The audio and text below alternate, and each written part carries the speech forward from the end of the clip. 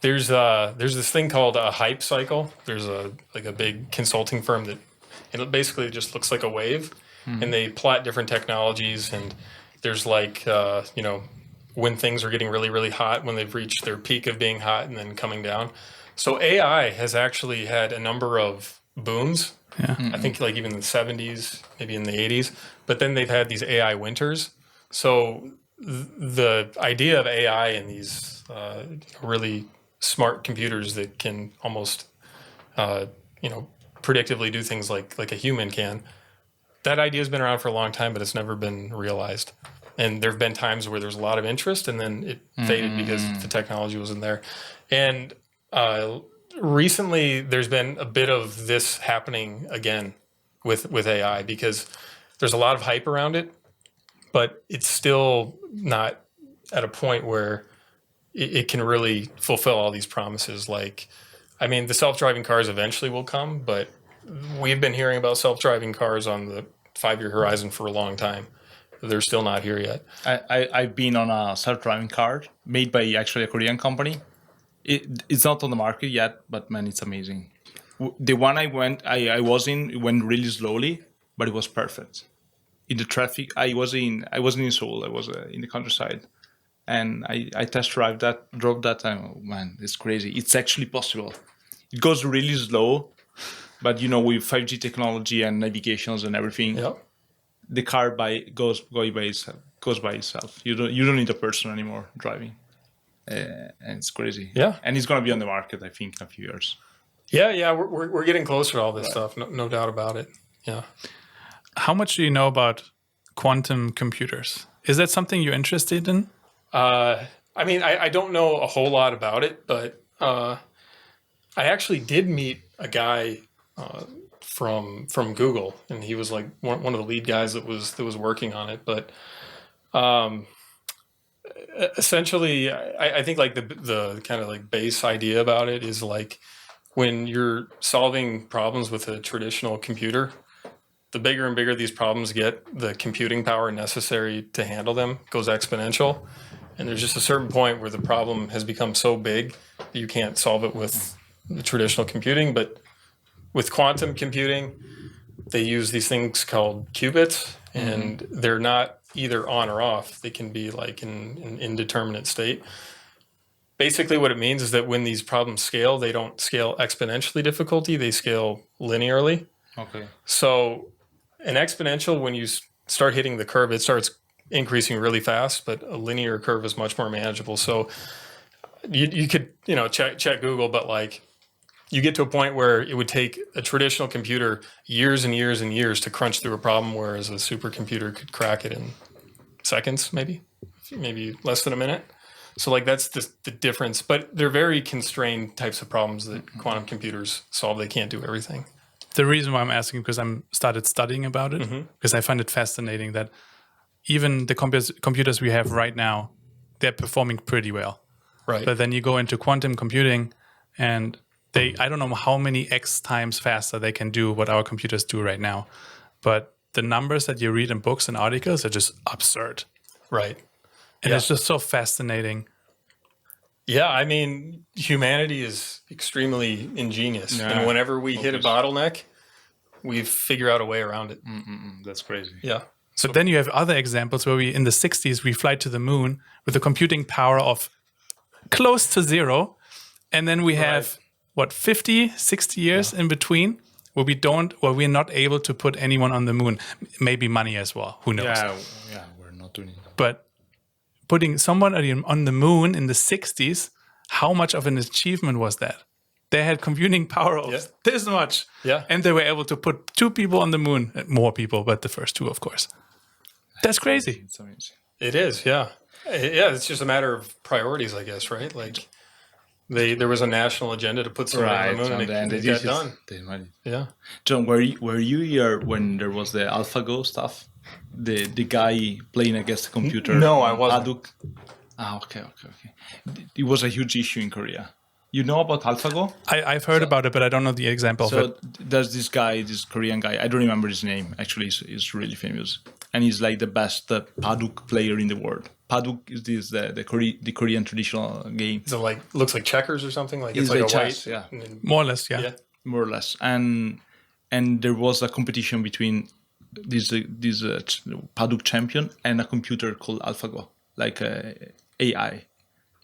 And the computer was winning, and at the end, the Korean champion made it, and he won. Oh, he beat him. Yeah, he Wow. won against the computer.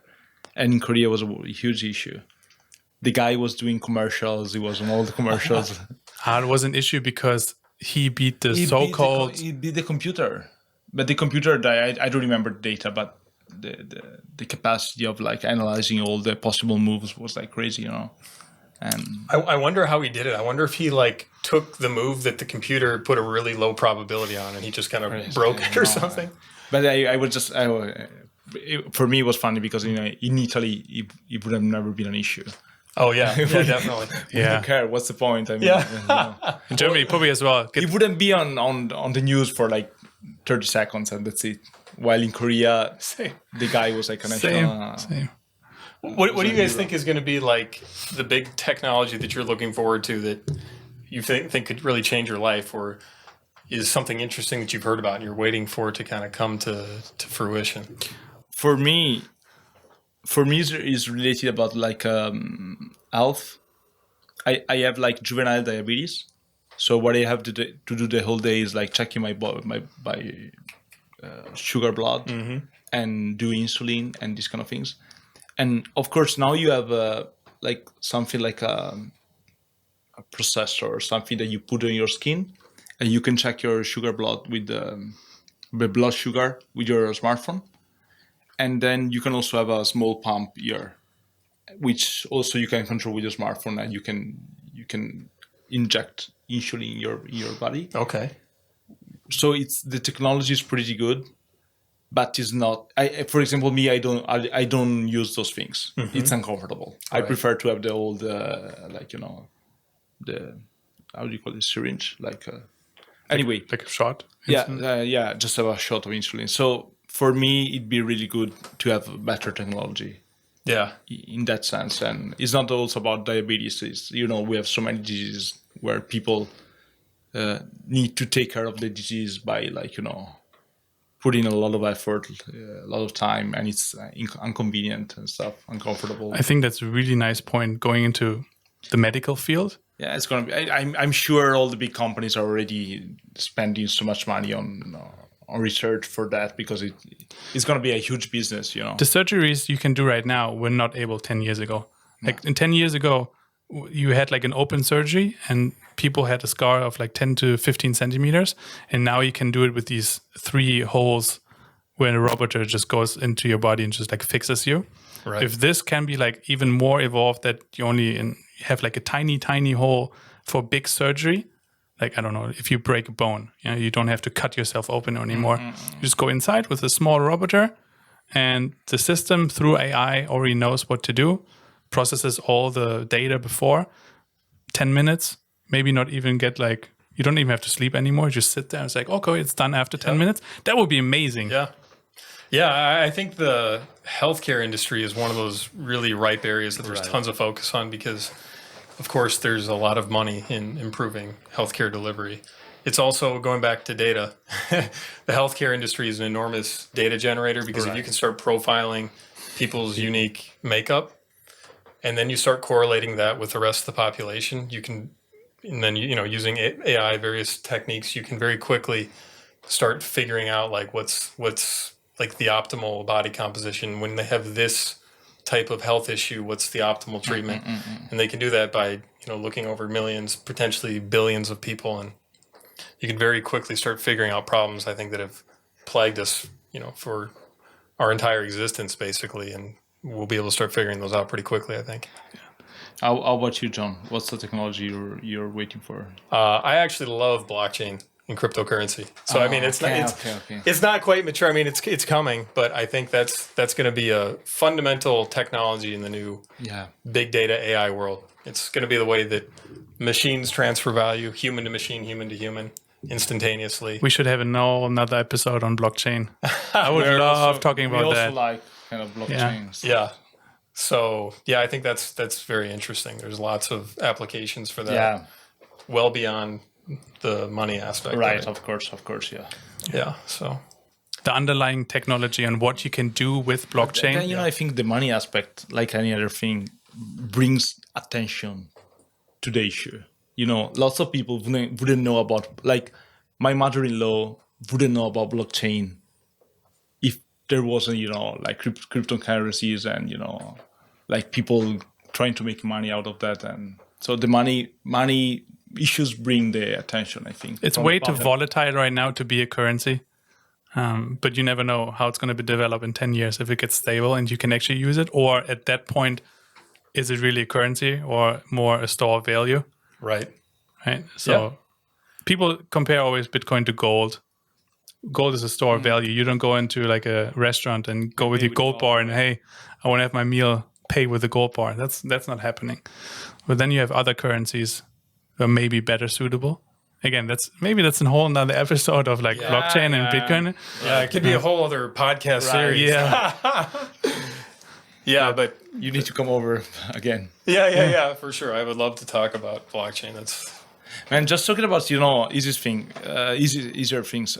What's the thing that shocked you the most when you came to Korea? Like in a positive way and in a negative way, yeah.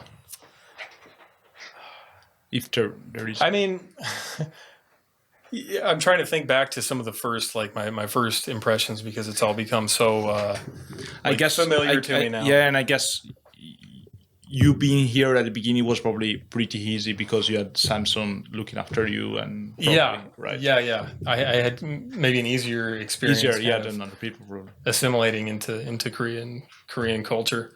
What was the most difficult thing to? Well, so one of the things that I think was surprising to me is because I hadn't really been. I mean, I'd been to China, but I hadn't been to like Japan or Korea, and I had always heard that these are very homogenous societies, and I've even heard like Japan is not that they're excluding foreigners, but there's a boundary between Japanese and foreigners.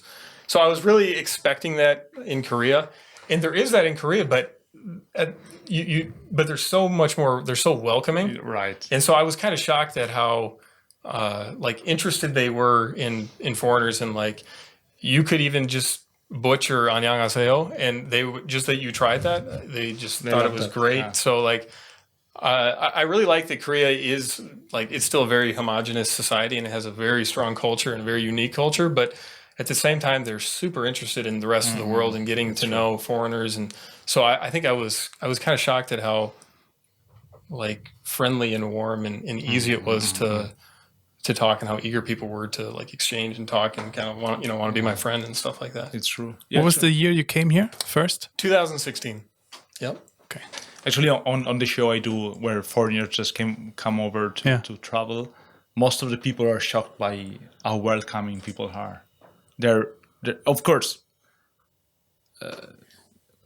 also in Korea you have good people, bad people, like wherever in the world. But people are really super polite and really welcoming. And that's incredible. Yeah, I was just at like 2 weeks ago. I was eating some kimchi jjigae by myself. My wife was out working, and the guy sitting behind me, he just came up and poured me a little shot of soju. That's nice. Nice. We were like sipping, and he just kind of kept talking to me. In a big city like Seoul, that's really nice. Yeah, he was really nice. I think too, he just wanted to try practicing his English too. But he was, it's just stuff like that.